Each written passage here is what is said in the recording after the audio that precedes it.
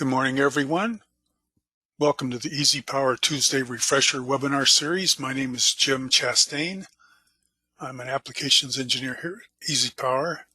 And today we're into the third installment of our series, Introduction to Protective Device Coordination, with the focus today on low voltage power circuit breakers and multi-case circuit breakers. Welcome to all. And as we are in the habit of doing, I'd like to start with a couple poll questions just to get some feedback from the audience. Appreciate your participation. First question is, how often do you utilize MCP for motor protection? Again, not a very scientific poll, but I would appreciate some feedback. No liability or obligation. The topic is fairly wrought with questions, and so we're going to be covering, I think, most of the bases. Hopefully there'll be some solutions involved for your particular situation, but it's not guaranteed from the start anyway. So it looks like we're about 5 seconds away from a quorum. Appreciate your participation and feedback as people get settled in. All right, let's call that good. So here's how folks have weighed in as far as that question. Good. And then the second question, how often are you successful coordinating with multi-case circuit breakers? And this, I think, is kind of where the rubber meets the road as far as the difficulty involved and why there's interest in this topic. And hopefully we'll be discussing the parameters that either help you mitigate the situation or give you alternatives to solving the problem. So it looks like here we have a quorum, and I appreciate your participation. I empathize with folks that answers never, and I've probably fall into that category myself. So good. It looks like we have a kind of a wide perspective on what's going on. So let's get into the discussion. So today's agenda is primarily on low voltage breakers. We're going to talk briefly on series rating, series coordination. I don't want to conflate the two because they are two entirely different topics as far as series rating and series coordination, but because of the way we set the agenda up, it pretty much is something I need to do. And then we'll be talking about the NEC guidance regarding arc flash incident energy reduction. As we mentioned last week when we were talking about fuses, there's basically two ways to deal with interrupt rating. And one is fully rated, in which case all the protective devices that we use are individually rated to be able to withstand the current, the worst case current on the system where they're installed. So in the case of this illustration, all the overcurrent protection devices are rated for 65K. So if we have a bolted fault availability during a three-phase bolted fault on this bus of 31,400 amps, then all will be individually rated. And so there's a better chance of getting selective coordination. And this is the default mode as far as setting up rating testing. We call it equipment duty testing in EasyPower. Now, when it's possible, based upon manufacturer testing, to improve the rating downstream, if we utilize certain protective devices, either a fuse or a breaker upstream, that's higher rated. And in this case, the upstream device is rated for 65,000 amps. The current, available current, is still 31,000, but the downstream devices are rated for 10,000 amps. So what we're relying on is the series rating capability of the upstream device, but it has to be guaranteed by manufacturer testing. And in the case of breakers, this information is included in EasyPower in the device library. But again, it's not something that we make up. It's something that has to be supported by manufacturer test results. The way it looks in EasyPower is, in this case, I've got the upstream device. Let me kind of go to the circuit. So in this case, the upstream device is rated for 35,000 amps, the downstream device is only rated for 18,000 amps. So in the case of this particular setup or this particular circuit, if we go to short circuit, fault all the buses, and look at equipment duty, we see that this particular breaker is over-dutied by 82%. And that's a situation where it's only rated for 10,000 and then we're hitting it with 28,000. So that gives us an opportunity to go back and look in the setup for this particular breaker. And in the short circuit rating, instead of using the instantaneous strip to base the interrupt rating on, we can use the series rating. And if that's possible, EasyPower will look it up in the device library. And when I click calculate, it reminds me that this interrupt is based upon the upstream breaker being in the database as something that can be utilized to raise the series rating of this downstream part. So as we do that, now the downstream device is rated 35K. And as we go back to our short circuit analysis and fault the buses, look at equipment duty, we saw we have no issue here. And part of that is because the current is below the 35,000 amp rating of the upstream device. Now, there are a couple of conditions on making this true. In this particular case, we probably have defeated the potential for series coordination because the downstream breaker is going to be clearing at the same time the upstream breaker will be clearing. So that's kind of the price we pay for this type of a solution.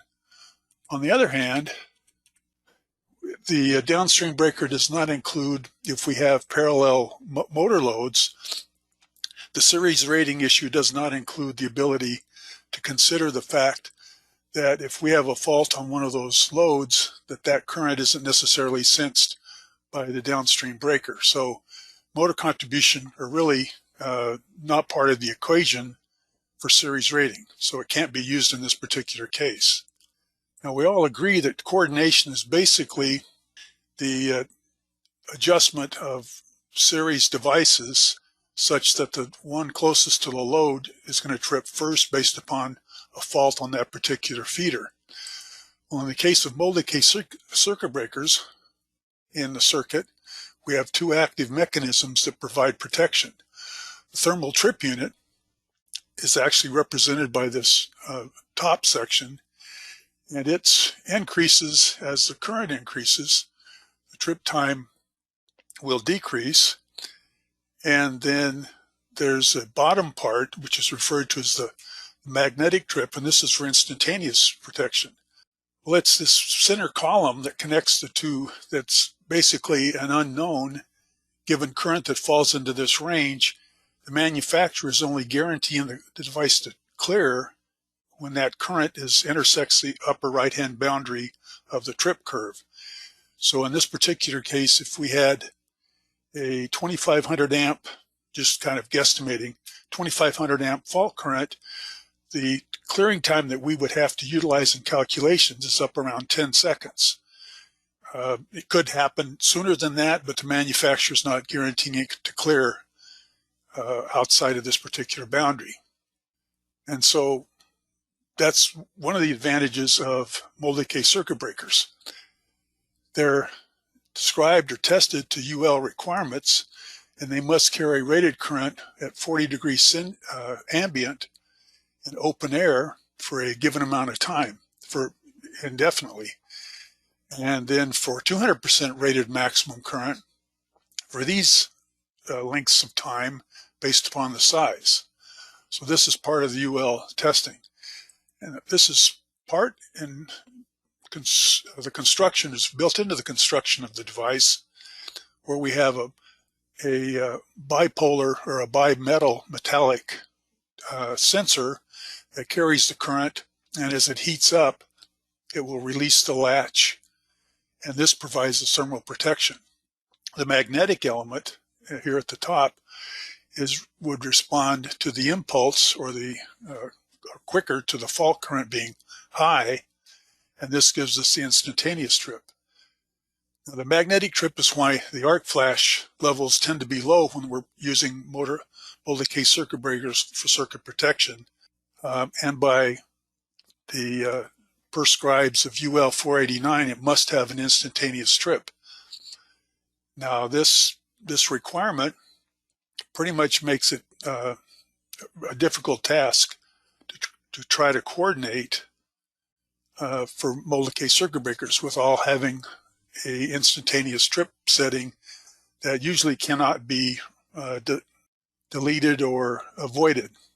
Now, there's a special category of multi-case circuit breakers called MCPs, or motor circuit protectors, that are basically only magnetic trip units only with no thermal element. And they can be used as part, or should be used as a part of a motor protection scheme that includes an overload, a thermal overload. It cannot be used as a feeder breaker by itself. And in EasyPower, it's treated as a thermomagnetic breaker, just doesn't have the thermal part. Now, the advantages of a MCP tend to be special applications, which allows a wider range of sizes and trip adjustments than a standard thermomagnetic breaker. It has specially designed trip coils with some transient suppression, and usually it has faster tripping for typical motor faults than fuses. Now, we got an example here in my MCP overload. Let me see if I can find it.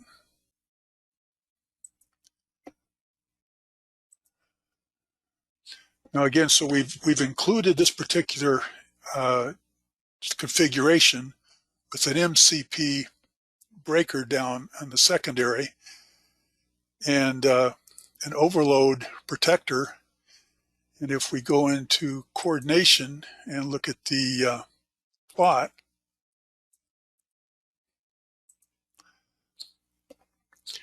we can see that the motor control circuit has just an instantaneous trip setting, and this thermal band is due to the overload built into the breaker itself.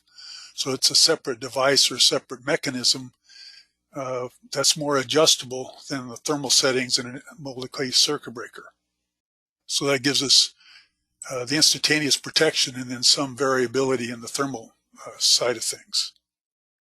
More recently, multi-case circuit breakers have come out with solid-state trip units built in now that are all digital, and they replace the thermal and magnetic trip settings. The trip mechanism and arc extinguishing features are same as thermomagnetic, but in some cases are more accurate and more flexible in the setting adjustments.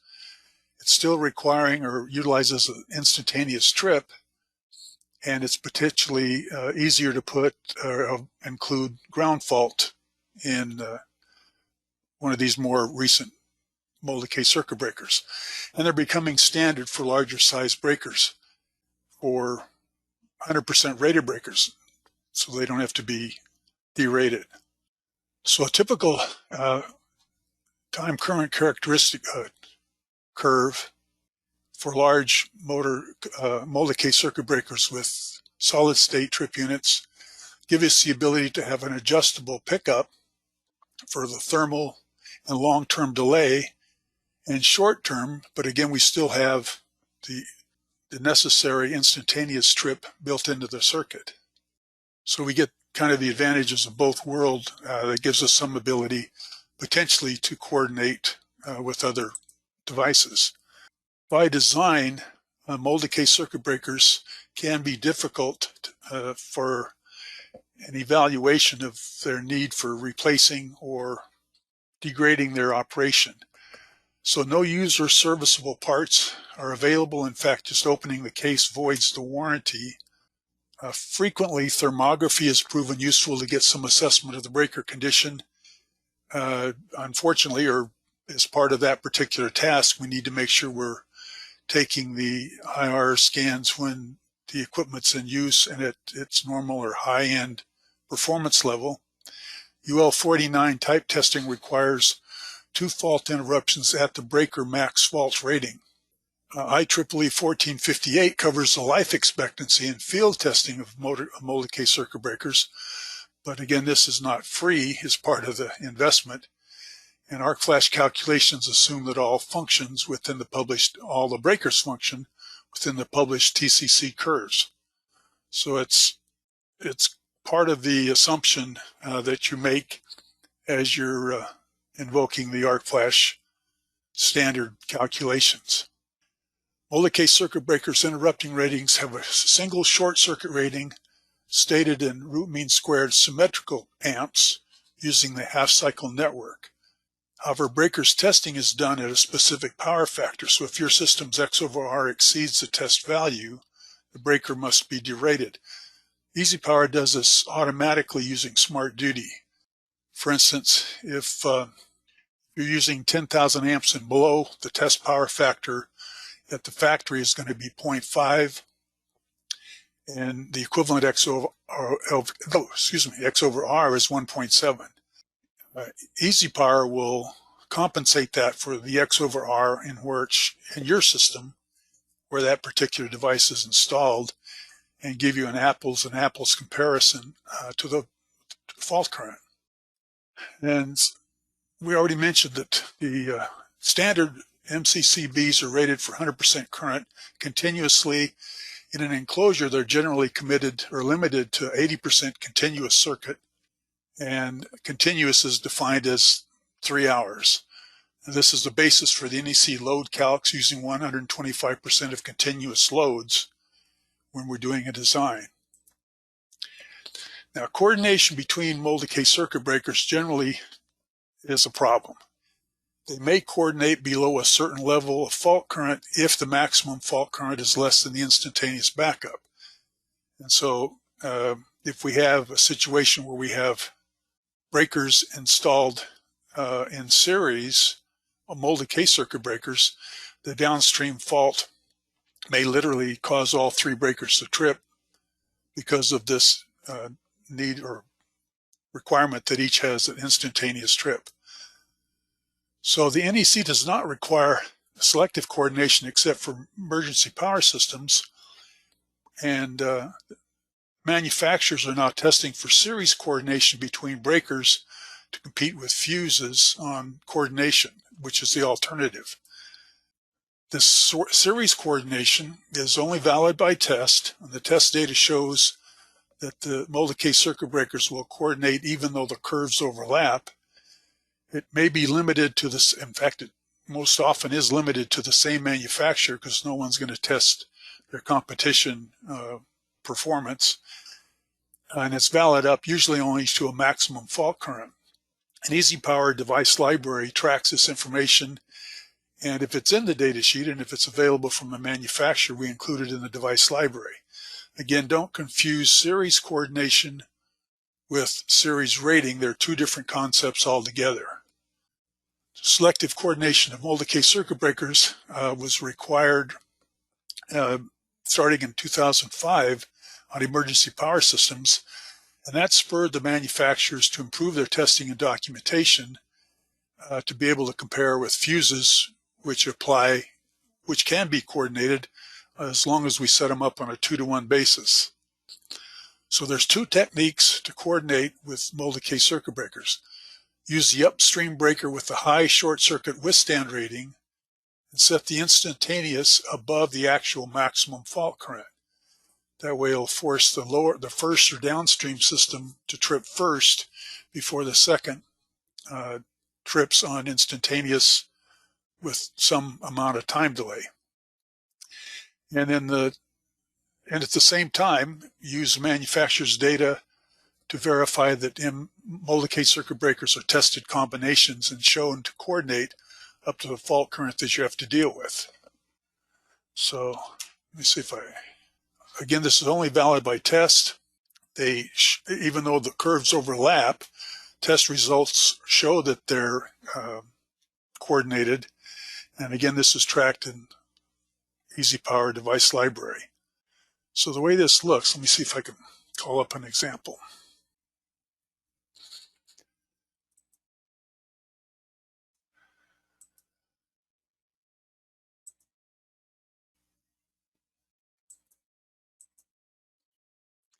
Okay, I want to look at the series rating piecewise. All right, so let's go back and make sure I've got this set up properly. Now, I call this piecewise coordination because it's only guaranteed to a portion of the total curve. If we go into coordination and plot these devices, we can see clearly, so right now there's no clipping involved in either one. If we fault the single current, the single bus, we can see that at the maximum current here of 800 amps, we have coordination between those two devices. And so if I can verify that my short circuit current falls in that particular range, and you can see it on the curve that anything between, looks like 300 amps and 900 something would be considered coordinated. Now, just a quick aside, let me show you what the device library looks like and where this information comes from, because it can be useful if you're fixed or boxed into a corner with a specific device, either upstream or downstream. So I'm looking at the AC breakers, low voltage breakers. Let's go down and look at square D. And a popular series in square D is the I line. And so if we pick out a, say an HG upstream, we look at series coordination, it shows with this constraint on the voltage and the upstream rating that the downstream device with these parameters would be guaranteed to be coordinated. The gotcha is the max coordination curve or current can be a limiting factor. And so this is the case with that circuit we just looked at, is it's only guaranteed up to 1300 amps. So this may or may not solve the problem, but at least the information has been provided by the manufacturer. Now, when you compare molded case circuit breakers with low voltage power circuit breakers, they are built and tested to different standards. Molded case circuit breakers and insulated case circuit breakers are tested to UL 489, whereas low voltage power circuit breakers are tested to UL 1066 and also described in ANSI C37. But in general, molded case circuit breakers are used in switchboards, and low voltage power circuit breakers are used in switch gear and installed such that they could be drawn out for repair or maintenance. Also known as LVPCBs or iron breakers or air breakers, the low voltage power circuit breakers are much more heavy duty. They're field maintainable, and they have a through rating so that the instantaneous trip is not required but may be fitted into the system. So ideally, if we were going to use a downstream molded case circuit breaker with an instantaneous trip, we would want to put in or make sure we could select or deselect the instantaneous trip in the low voltage power breaker upstream. And again, it's very frequently not able to be turned off. So you got to watch if you're ordering a new breaker to not include the ground, not the ground, but the instantaneous trip setting. Now in EasyPower, the dial settings dictate the performance of the breaker itself. And so this is a typical TCC plot for a low voltage power circuit breaker. The long-term pickup shows basically the maximum current that we will expect to see in normal operations.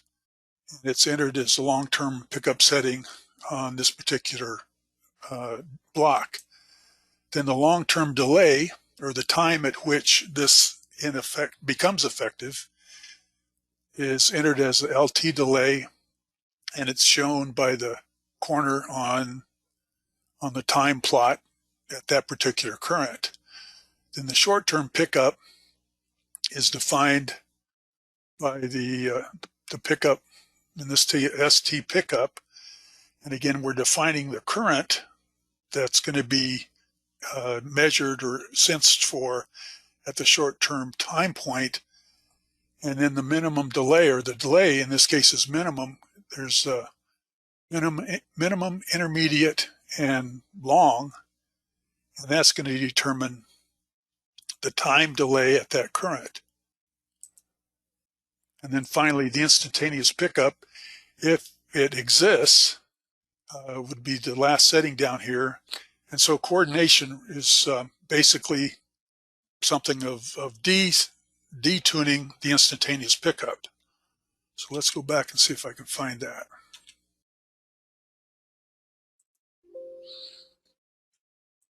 Yeah, a point to be made on the series rating is that if I were to change the upstream breaker upon which the D rating is improved, the tool wouldn't have a way of knowing that unless I went back and reanalyzed the withstand current on my downstream breaker. So it's just a note to self that I pay attention to that particular. Now, what am I looking for? I'm looking for,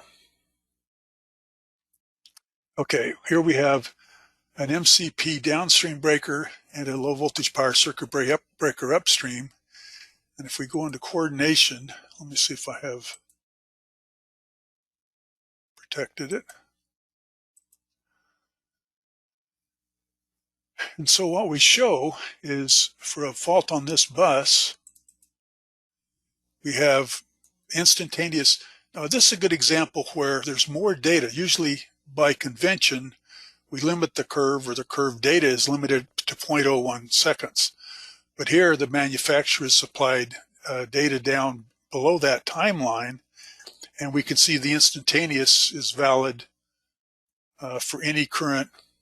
And if I don't include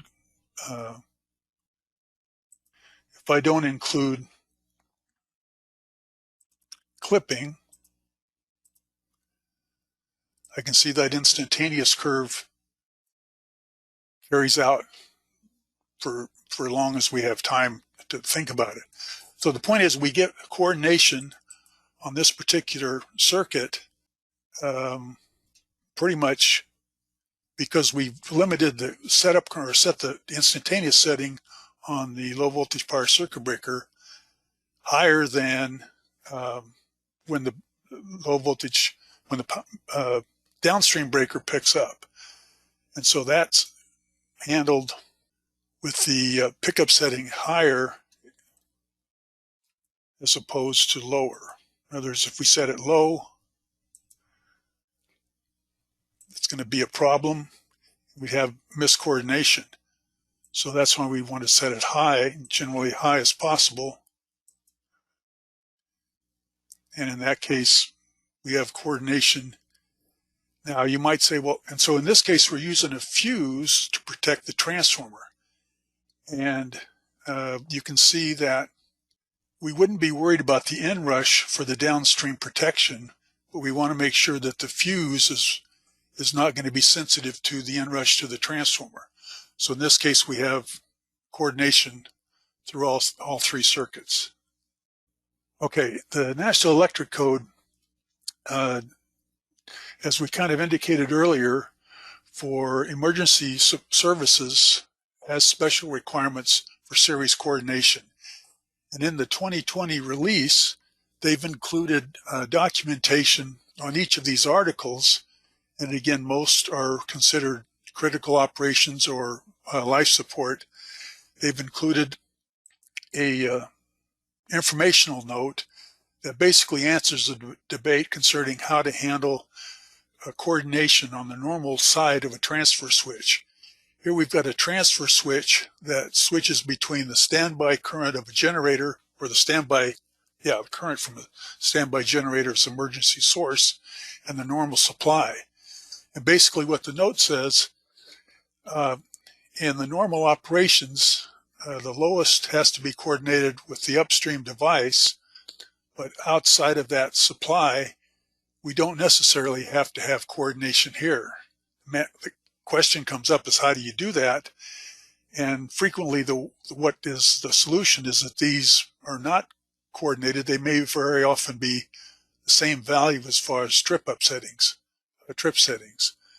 Whereas in the emergency source operation, C and D have to be coordinated, C and F have to be coordinated, and F and E have to be coordinated. So again, it's answering the debate that's always existed regarding overcurrent protection. And this is the informational note that's included in literally every one of these articles. Now, what has arisen is a requirement for arc energy reduction. And in the case of breakers, where the highest continuous current trip setting for which an actual overcurrent device is installed in a circuit breaker is rated or can be adjusted to 1200 amps or higher, then the stipulation of Article 240.87 A and B shall apply. Now, this is very similar to what we saw last week in fuses. Emphasis on the documentation. In this case, the documentation shall be available to those authorized to design, install, operate, or inspect the installation as to the location of the circuit breakers. And the documentation shall also be provided to demonstrate that the method chosen to reduce the clearing time is set to operate at a value below the available arcing current. Interesting enough, that's the guideline they give us as far as the operations or the limits that are trying to be achieved, just as we're set to operate at a value below the available arcing current. Now, the list of methods that they give us include zone selective interlocking, differential relaying, energy reducing maintenance switch, energy active arc flash mitigation systems, instantaneous trip settings. They specifically say it's not at all acceptable to make temporary adjustments to the instantaneous trip setting to achieve energy reduction. It's just not permitted. An instantaneous override or an approved equivalent means. So I was going to touch on a few of these to show how EasyPower simulates it. So let me kind of back out of some of this. Now, the zone selective interlocking is a nice, very nice scheme because it maintains coordination. And it looks something like this. Of course, I have an older example, but we'll deal with it. So the dotted lines represent a communication link between each of the breakers. And what the purpose of the intelligence behind this is if we have a downstream fault, this breaker will communicate the fact that it's sensing that fault and it's going to be exercising the trip to the upper breakers. And at that point, they restrain their trip operation with that communications. If the communications is lacking, then that system would go ahead and trip. Likewise, so the way, if a fault were to be created at this point, this breaker would communicate with both upstream breakers and say, hey, I've got it. If that communication is not produced and the fault is sensed by this breaker, it in turns will say, oh, I've got it, and it restrains the upper breaker. So this is kind of what things look like in this particular case. Let's fault all the buses and then look at instant energy. Now, in normal operations, we have instant energy that's pretty high in terms of whether or not we wanted to have personnel work in the area. But in the case of a fault, that will sustain or cause that particular breaker to fault where the others would be maintaining their operations. Likewise, if we had a fault on this circuit, this would recognize the fault. Now, if we have zone selective interlocking engaged in the whole system, and I kind of go back and fault all the buses, if we have a fault on this bus, it would only expose someone in the area to 2.5 calories, and this bus would stay energized. If we had a fault on this bus, it would experience a 4-calorie reduction compared to what it was without this zone selective interlocking, and the rest of the system would stay energized. Now what's interesting is to show how this works in the simulation of the TCC curves. So if I reduce zone selective interlocking, and then I show the operations of these two breakers,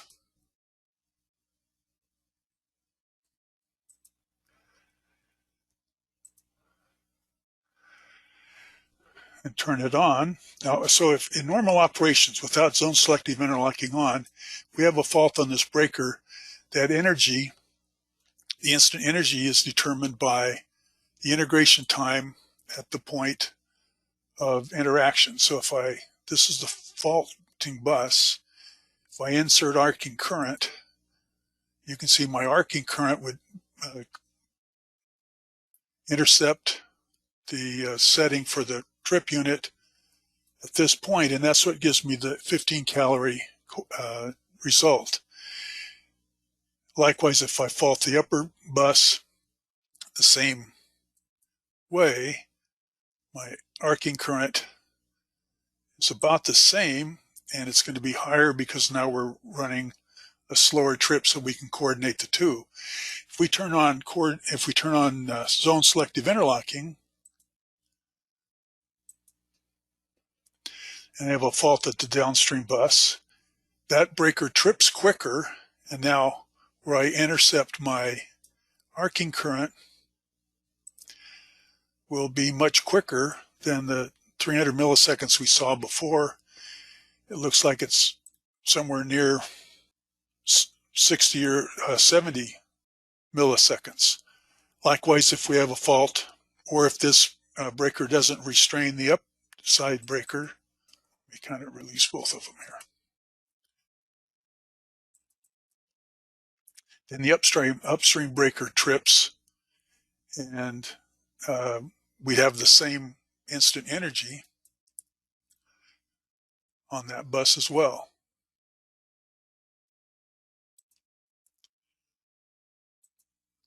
Okay, so that's zone selective interlocking. It requires a communication link between the breakers, but it gives us continued coordination through a fault, and at the same time a safer environment for somebody working on the system. The next was differential relaying. Now, differential relaying is very nice, but it's also has its limitations. In fact, it's difficult to simulate because it can be implemented with a very small signal. The procedure basically has us put a CT on both sides of a transformer or both sides of switch gears or multiple feeders, describing a zone of protection. So in this case, we're describing a zone that includes the main breakers and the main transformer, and it compares the incoming current with the outgoing current, and these null each other out by the relay settings. And then if there's a differential in between those summations, the breaker will trip. Now, this can be done on very small difference in current, and we're not talking tens of thousands of amps like we see in normal operations. If we fault these buses, we see normal fault currents that can be in the 20,000 amp range. So a relay can detect very small differential differences and react more quickly. So that can't be simulated in EasyPower. What we do is we create a result, in this case arc flash, for that bus, where instead of TCC currents, we use user-defined currents, and we stipulate a specific time. Now, this time has to include the relay response time plus the opening breaker time for the breaker that's being opened. And so in this case, it's this breaker up here, and we can see, even though it's not, hasn't been set up part number wise, by default this carries a 5-cycle opening time. So we need 5-cycle time plus the response time, and in this case I'm thinking it's going to be more like 0.08 or thereabouts. But now by making this a requirement for the fault, if we have a fault on this bus, and look at the arc flash and then see what the results are, we can see the response time was 0.08 seconds, and the tripping device was the differential function of R1, and the instant energy is 3.1 calories. So it's important to make sure the time element includes the delays, all the delays in the circuit. The same technique is used for arc flash sensing, where it's picking up on light and then it responds by tripping a breaker or a switch. And again, that time element is entered on the bus arc flash tab. Okay, another popular methodology for reducing our instant energy is called maintenance mode. And this has been available in breakers for probably 15 years now. And what it allows is the ability to do temporary settings to my breaker or system with a control signal or a switch on the front panel. And the requirement that the NEC stipulates is you must have an indicator light on the front panel so the operator knows the system's in effect. What we're talking about under an EasyPower setup, under the breaker set points, in a GE part, this is indicated as a reduced energy let through, and when that signal is applied or the switch is turned on, it allows the instantaneous setting to pick up much quicker than the normal operation setting. And so these can be invoked at multiple breakers. I think this is the one I was just looking at.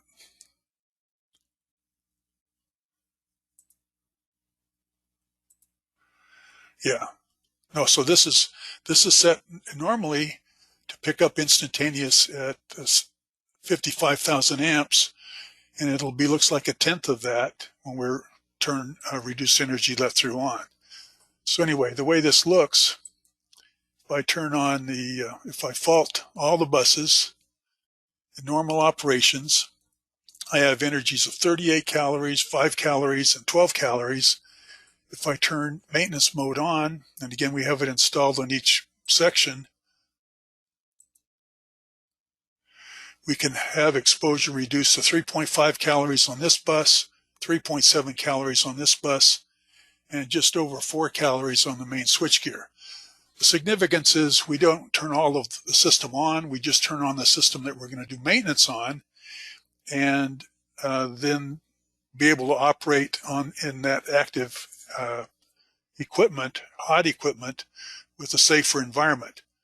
Again, the downside is in the case of a fault, we don't have coordination, so we may end up bringing down the system unnecessarily if we leave, especially if we leave the maintenance mode on after the work is done. Okay, so that's energy reducing maintenance mode. Instantaneous trip setting, we talked about that. And so that's what we're seeing on these, is there's a variable instantaneous trip setting that we don't adjust manually. It's invoked with the maintenance switch. And then instantaneous override. So the thing that's unusual about this whole dictate from the National Electrical Code is it doesn't talk about any level of energy to be achieved. Just make sure that's available, that capability is available, and it's set to activate at the lowest arcing current. And so something tells me there's more to come as far as. Now, one of the requirements, or one of the suggested improvements, is an energy reducing active arc mitigation system. And these are relatively new on the market, but they're very impressive as far as their capabilities. And here's an example of an active grounding. It's called an earthing system that actually quenches the arc once it's been detected by the sensors, and it creates a hard fault or a three-phase bolted fault on the system, which is designed to protect itself against that eventuality. The bottom line is it does bring the whole system down, and we may need to replace fuses or reset breakers. And so power back on may take some amount of time, but the impressive results includes reducing the arc flash exposure system-wide to a very impressive level. So again, contact your hardware manufacturer for more details on this. Okay, so how are we doing? Okay, I think we've covered the ground that I was wanting to cover. We talked about the difficulty of coordinating with multi-K circuit breakers, that you don't want to have instantaneous settings upstream from the load, or make some adjustments on low voltage power circuit breakers so they're not activated. Ensure that you have proper data entry and alignment between part numbers and the device library, so that the data, when you draw a TC server plot, will be accurate. And the arc energy reduction is now required, and so some form of reduction has to be included in the system effective 1st of last year.